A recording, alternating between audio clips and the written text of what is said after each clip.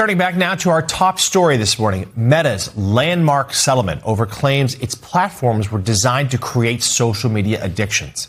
Meta has agreed to pay up to $17 billion and create additional safety measures for younger users, including 2-hour daily time limits. The tech giant, which of course runs Facebook and Instagram, is now calling on YouTube and TikTok to implement changes as well. Joining us now, Democratic Attorney General of California, Rob Bonta. His office was part of a bipartisan coalition of attorneys general that investigated Instagram's impact on young people, which formed the basis for the initial lawsuit. Mr. Attorney General, thank you so much for being with us this morning. Certainly a landmark moment and certainly a victory for the states doing something that the federal government was unable to do. But let's just start here. Are you satisfied with what Meta has agreed to do? What sort of impact will it make? What else needs to be done?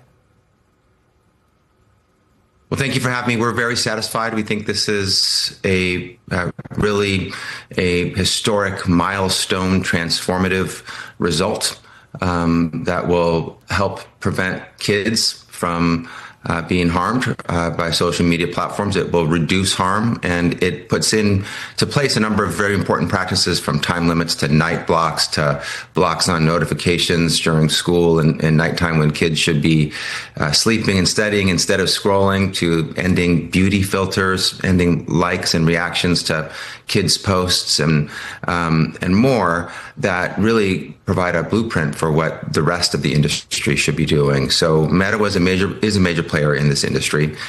We have them now following very important practices that center our children and their mental health, and we're now hoping to make sure that the rest of the industry follows suit.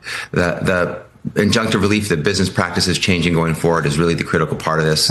As a father, as the Attorney General for the largest state in the nation, my focus is on the mental health and the health and well-being of our children. But the money will also help address mental health harms for our kids and help abate future harm going forward. So we think this is a great result. There's always more to do, but given what we could have, the remedies that we could have secured through our litigation, this is a historic, landmark, transformative result. I think history will judge it as an inflection moment in how we protected our kids from the harms of social media.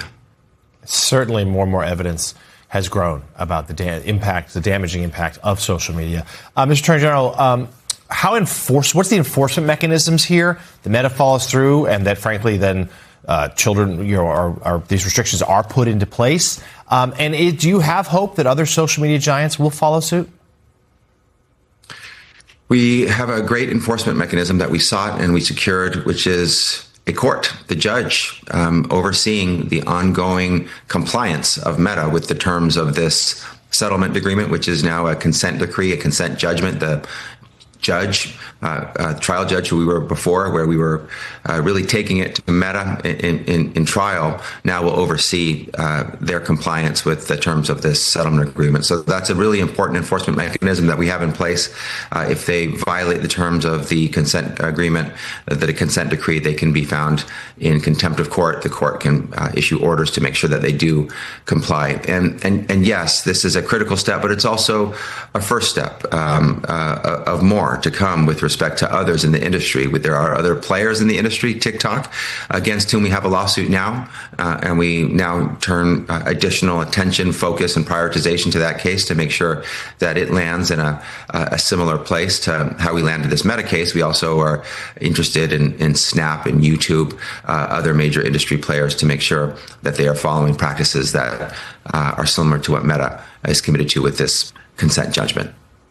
General Bonta, nobody with any sense or any children would be complaining about this agreement.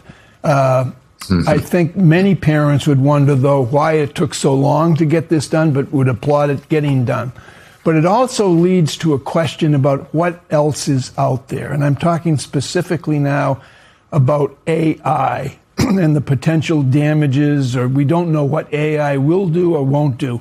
But is that going to be a level of concentration that you think of from various attorneys general around the country? Yes, and let me just first say that for parents, grieving parents, family members who saw the harm being visited on our children, the reason it took so long is because Meta fought it tooth and nail. They knew about the harm.